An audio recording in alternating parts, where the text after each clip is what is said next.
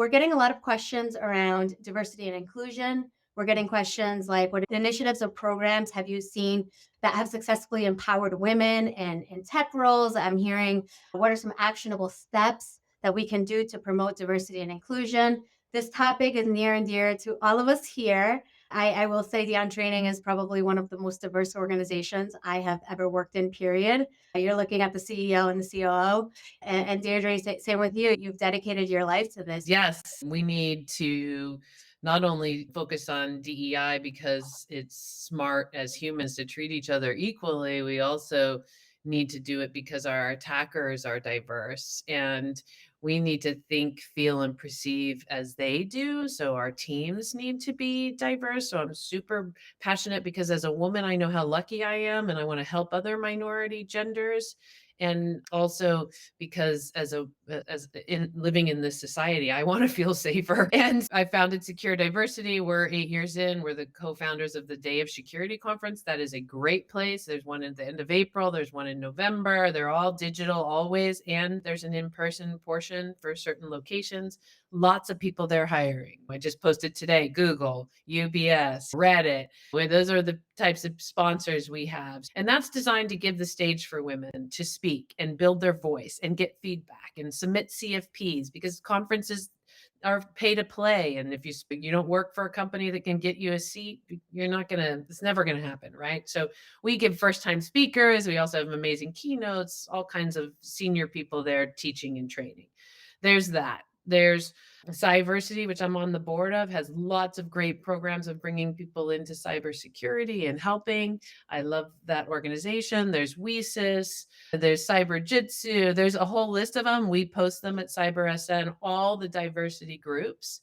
Get involved for sure. And then past that, it's how do we change our environments is our behaviors and how we interact with each other. And it's less about us mostly and more about others. And yet that's the whole emotional intelligence skills that I'm out at conferences saying, if you're in management, you have to take on these skills. It is completely unfair to be in charge of somebody else's career if you don't understand win communication and you don't understand making and managing measurable agreements and you don't understand how to review somebody in a way that is positive, and if you haven't had those trainings. So I think there's a lot to DEI, which is for me, it's all about equity, meaning equality in treatment, equality in opportunity, equality in pay.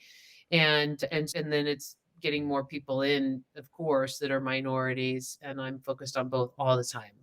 Yeah, that makes sense. And I'm curious. It's interesting as I look at our careers. We have the three of us have had men sponsor us, be cheerleaders for us in our careers, and really give us that opportunity. What would Susan? Maybe you can start. What did Jason do that made you want to work here? And what can men do to be more part of the conversation?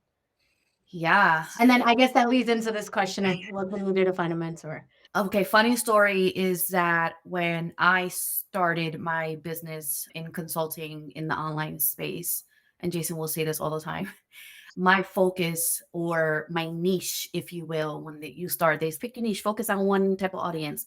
My niche was women of color. I only wanted to serve women of color.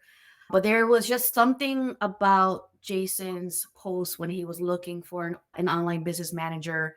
And I checked out his website and his story and his background and all that. And I'm like, okay, I think I can vibe with him. And I took the chance, like I said, I applied. And during the interview, it wasn't just Jason, it was his wife as well. Even that was like, oh, she's involved. It's not just a him, it's a him and her. So with that and just getting to know them a bit more. And at the time, they actually lived in Puerto Rico. So it's like, okay, I'm working for this white man who lives in Puerto Rico, but he's traveled all over the world. And when he talked about his current team, which yes, it was only about 8 of them at the time, they were the only white people there. Everybody else was all over the world. And I loved that. I love that he was giving chances and opportunities to people all over the world to work for his company. And it just spoke volumes to me. And not only that, Dion Training itself serves students all over the world. So that resonated with me as well. And it's, oh, okay, it's not just working for Jason Dion. Like I'll be serving students all over the world and being a part of a very diverse team, and coming in as a woman of color myself, he knew what he was doing and he did a very great job at it. And I wanted to be a part of that. Yeah, no, that really resonates. I love this idea. It's funny. Everyone here is very mission oriented. And when we have conversations of what drives you, it's usually, I want to serve the students. I believe that the training that we're providing is providing real career paths, changing lives. Just looking at our Facebook group, and I love that's something that drives me too, is just the global nature, and diversity can come in many shapes and forms of what we do. And Deidre, would love, you have a really unique experience going from a startup to then entrepreneurship. What did that look like in terms of men being sponsors for you? Yeah, coming in at 1994 with these guys, there certainly wasn't even the thought of diversity in my brain, or being a woman and versus being a man. Somehow I grew up completely oblivious to women's rights, to diversity. Probably because my mother is an LA City school teacher. I'm number 7. She worked my whole life. My stepfather was a Black man. My father is a Palestinian man. And they treated me like a queen and gave me everything they could. And so, anyhow, I thought anything other than here's these 2 guys and I love them. And why did I love them? Why did I go to work for them? They had a program and they liked me and they wanted me, but they had a program, and that program was mapped out all the way up to the executive level.